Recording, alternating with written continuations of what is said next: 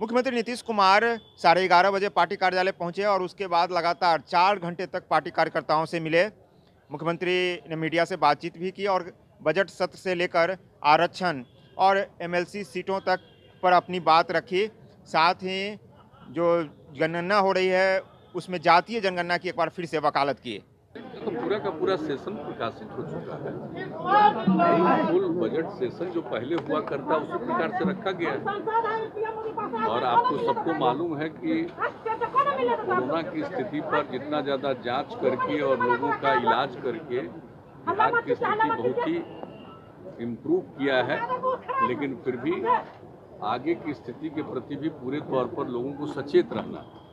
और आप जानते हैं कि टीकाकरण शुरू हुआ, वैक्सीनेशन शुरू हुआ है, 2 खंड का चल रहा है। अब इसके बाद जो 50 साल से अधिक उम्र के लोग हैं और 50 साल के कम उम्र के लोग जो गंभीर बीमारी से ग्रस्त हैं, उनका टीकाकरण कराया जाएगा। और ये टीकाकरण जो पूरे देश में कराया जा रहा है और यहाँ से वैक्सीन दूसरे जगहों पर भी गया है, तो इसका लाभ लोगों को मिल रहा है और लोग सुरक्षित होंगे, कोरोना का प्रभाव उन पर नहीं पड़ेगा, वंचित होंगे। इसी को ध्यान में रख के सब काम किया जा रहा है। ये सब काम किया जा रहा है, सब लोगों के लिए किया जा रहा है, ये आप सबको पता है। वैसी स्थिति में देखा गया कि बजट का पूरा सत्र हम लोग रखेंगे और जो पहले से जिस प्रकार से सत्र की कार्यवाही होती थी, उस तरह से सत्र की कार्यवाही होगी।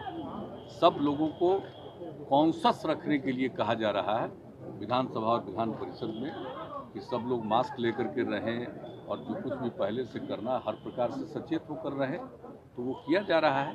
और हम लोगों को पूरी उम्मीद है कि किसी प्रकार की कोई समस्या नहीं आनी चाहिए। सब लोग सचेत रहेंगे तो मेरे हिसाब से ऐसा लगता है कि कोई कठिनाई नहीं। आरक्षण को लेकर एक नई बहस देश में छिड़ रही है कि जिन्हें एक बार आरक्षण का जिन्होंने लाभ उठाया उन्हें लाभ नहीं मिलना चाहिए। इस पर एक बहस छिड़ी है सर देश में। नहीं, हमको तो ये पता नहीं है कि ऐसी कोई बहस छिड़ी है कि आरक्षण का लाभ जिनको मिल रहा है उनको नहीं मिलना चाहिए, ऐसी तो कोई बात है नहीं। अपने यहाँ का जो नियम है आप तो जानते हैं, बहुत पहले से लागू है और केंद्र का भी नियम है, वह भी पहले से लागू है जो आरक्षण का है। तो जो कुछ भी लोग और आर्थिक आधार पर जो लोग भी, चाहे वो पिछड़ा वर्ग के नहीं थे, अनुसूचित जाति जनजाति के नहीं हैं, वैसे लोगों के लिए भी आरक्षण का प्रावधान कर दिया गया है।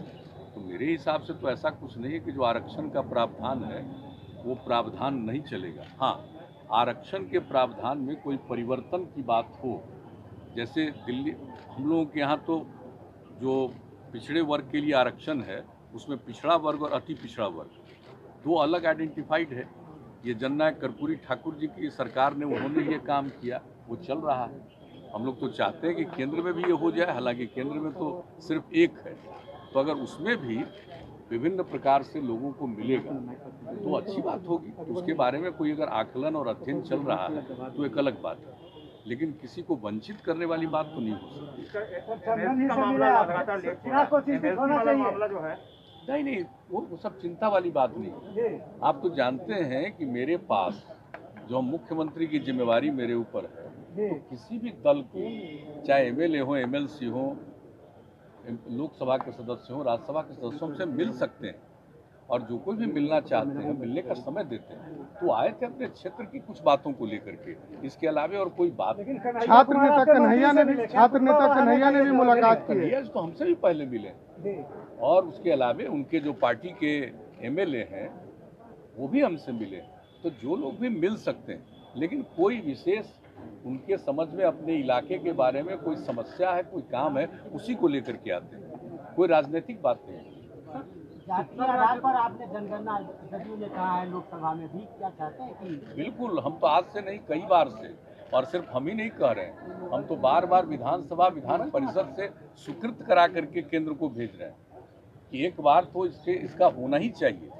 और आप जानते ही हैं कि हम 2 बार विधानसभा से पास करा करके, विधान परिषद से पास करा करके भेजे हैं केंद्र को। तो जाति आधारित जनगणना एक बार तो कर ही लेना चाहिए।